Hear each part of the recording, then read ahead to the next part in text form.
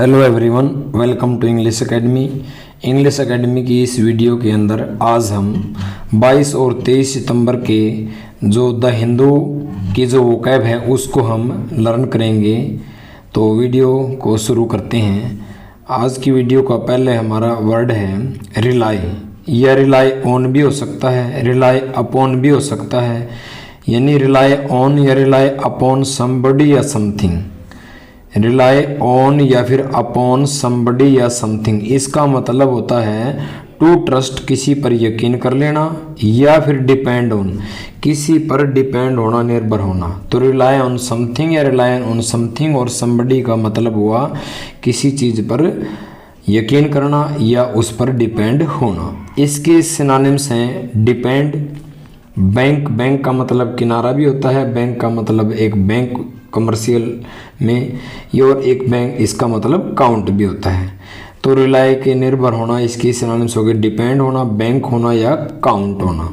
Count on भी आ सकता है इसके साथ। एग्जाम्पल देखते हैं। मैनी पीपल नाउ, कि बहुत सारे जो पीपल हैं, जो लोग हैं, नाउ अब रिलाई ऑन, डिपेंड हैं, द इंटरनेट, किस चीज़ पर, इंटरनेट पर, फॉर के लिए, किसके लिए, न्यूज़ के लिए। यानी आज के दिन बहुत सारे लोग न्यूज़ के लिए इंटरनेट के ऊपर डिपेंड है, यानी रिलाई ऑन है। नेक्स्ट वर्ड है डायग्नोज।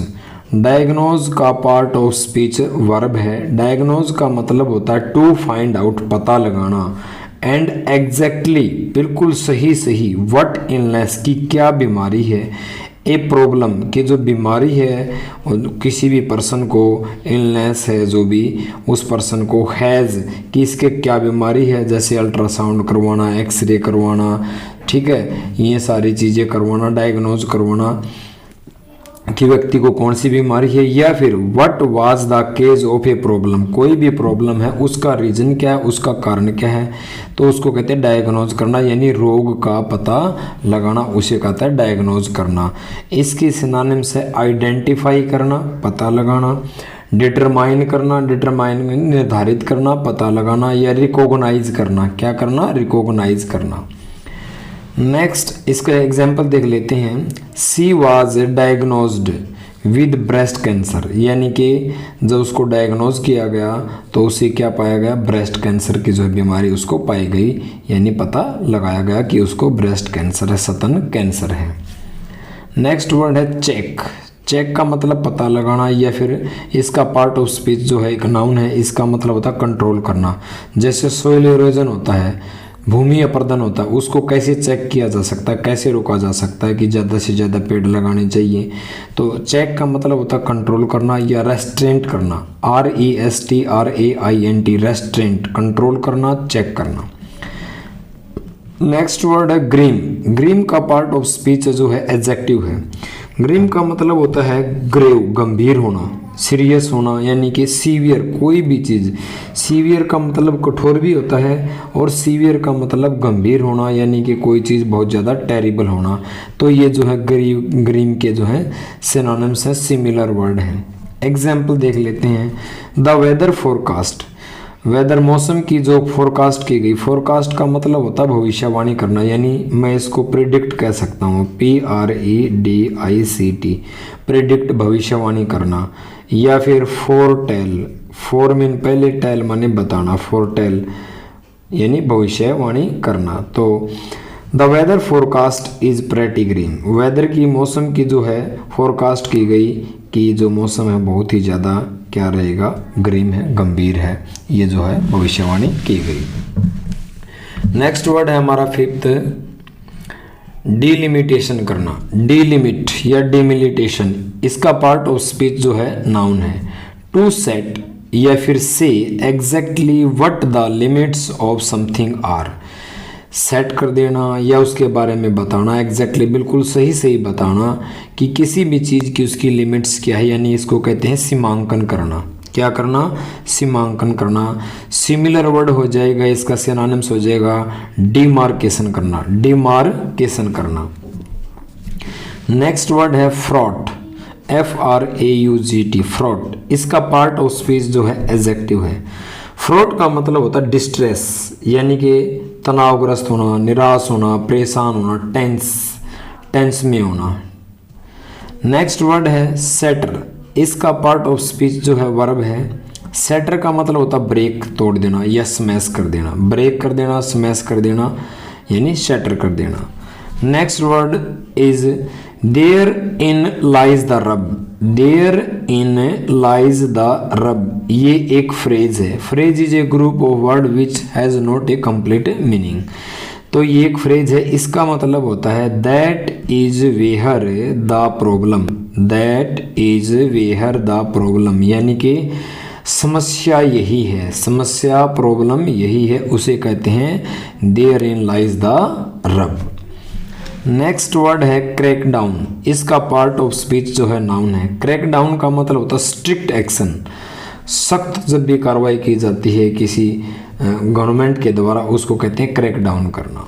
नेक्स्ट वर्ड इज वो मीन होता है दुख यानी कि सोरो, माइजरी या डिस्ट्रेस। डिस्ट्रेस, माइजरी, सोरो इसको बोला जाता है वो, दुख। नेक्स्ट वर्ड है वल्नरेबल। वल्नरेबल इसका पार्ट ऑफ स्पीच जो है एडजेक्टिव है। इसका मतलब होता है someone who is vulnerable.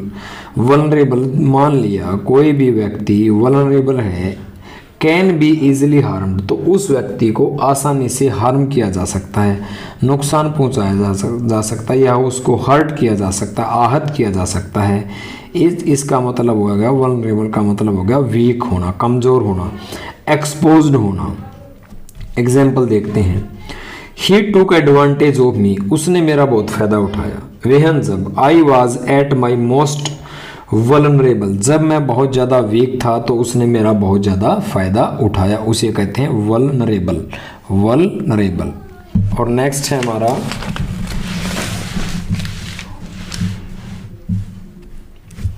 Flout. Flout का पार्ट ऑफ स्पीच जो है वर्ब है। इसका मतलब होता है डिसओबे करना। डिसओबे होता है जो है आज्ञा का पालन करना। डिस लग गया तो ये नेगेटिव बन गया, नेगेटिव सेंस शो करेगा, तो डिसओबे हो जाएगा अवहेलना करना या डिफाई करना, उल्लंघन करना। डिफाई, डिसओबे, फ्लाउट का मतलब होता है अवहेलना करना, उल्लंघन करना। इसका एग्जाम्पल से देखते हैं। सम कंपनीज, कुछ कंपनियां ऐसी हैं फ्लाउट करती हैं, अवहेलना करती है द रूल्स एंड रूल्स, जो भी सरकार के द्वारा रूल रेगुलेशन बनाए जाते हैं कि जैसे बच्चा 14 साल से कम का बच्चा जो है कहीं पर भी काम पर लगा नहीं होना चाहिए। कानून तो है, सिर्फ नाम का है, तो ठीक है। तो some companies flout the rules, कुछ कंपनियां जो हैं नियमों को अवहेलना करती हैं, उनकी जो है अवज्ञा करती हैं। एंड एम्प्लॉय चिल्ड्रन, और बच्चों को काम पर लगा देती हैं एज यंग एज 7, छोटे बच्चों को क्या करती है काम पर लगा देती हैं, उसको कहते हैं फ्लाउट करना। नेक्स्ट वर्ड है डिसबैंड। डिस एक नेगेटिव वर्ड है, ठीक है, तो क्या जाएगा to stop existing as an organisation, या फिर to make something do this. To make something do this, किसी भी चीज़ को जब भंग कर दिया जाता है, जैसे लोकसभा को भंग कर दिया तो उसको कहते हैं कि डिसोल्व कर देना। क्या कर देना? डिसोल्व। यानी डिसबैंड का मतलब होता है डिसोल्व कर देना, भंग कर देना, यानी सेपरेट कर देना, उसे कहते हैं डिसबैंड कर देना। नेक्स्ट वर्ड है एनिहिलेट। बहुत ही ज़्यादा इंपॉर्टेंट वर्ड है, बहुत बार एग्जाम में पूछा जाता है। इसका पार्ट ऑफ स्पीच वर्ब है। एनिहिलेट का मतलब होता है टू डिस्ट्रॉय समथिंग, किसी चीज़ को ख़त्म कर देना, बर्बाद कर देना, या समवन कंप्लीटली, किसी भी पर्सन को या किसी भी चीज़ को पूरी तरह बर्बाद कर देना यानी मिटा देना। सिनोनिम्स हैं इसके, बहुत इंपॉर्टेंट है। वाइप आउट कर देना, मिटा देना। ओब्लिटरेट कर देना, ओब्लिटरेट का मतलब मिटा देना, डिस्ट्रॉय कर देना। इरेडिकेट खत्म कर देना, एलिमिनेट कर देना, और एक्सटिरपेट कर देना। Extirpate, eliminate, wipe out, obliterate, eradicate. Antonyms हो जाएगा इसका अपोजिट, किसी भी चीज़ को, एक तो हो गया बर्बाद करना, नष्ट करना, मिटाना, यानी किसी चीज़ को क्रिएट करना, किसी चीज़ को बिल्ड करना, यानी एस्टेब्लिश करना, स्थापित करना। एक डॉक्टर भीमराव अम्बेडकर की एक सबसे फेमस बुक है एनिहिलेशन ऑफ कास्ट, जाति का विनाश। एनिहिलेशन ऑफ कास्ट काफ़ी फेमस बुक है ये। नेक्स्ट वर्ड है प्रोट्रैक्ट।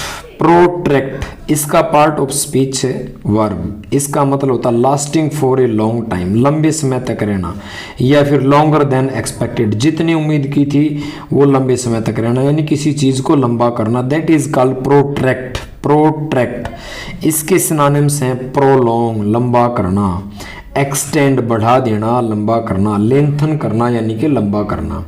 आज की वीडियो के अंदर हमने 22 और 23 सितंबर के जितने भी मोस्ट इम्पोर्टेंट जो वोकैब थी हमने उसको लर्न किया। उम्मीद करता हूँ कि कंटेंट आपको पसंद आया होगा। प्लीज़ चैनल को सब्सक्राइब जरूर करना। मिलते हैं नेक्स्ट वीडियो में।